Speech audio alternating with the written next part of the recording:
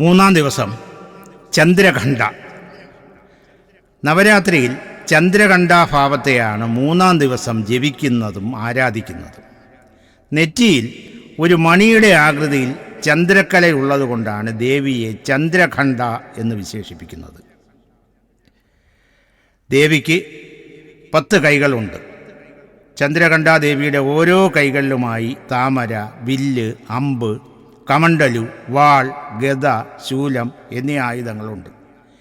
ഈ ഭാവത്തിൽ ദേവിയെ ധ്യാനിക്കുകയും പൂജിക്കുകയും ചെയ്താൽ മനഃശാന്തി, ജീവിത പുരോഗതി എന്നിവയുണ്ടാകും. മനുഷ്യജീവിതത്തിൽ അനുകൂലമായ സാഹചര്യങ്ങളെക്കാൾ പ്രതികൂല സാഹചര്യങ്ങളെയാണ് നമുക്ക് കൂടുതൽ തരണം ചെയ്യേണ്ടി വരുന്നത്.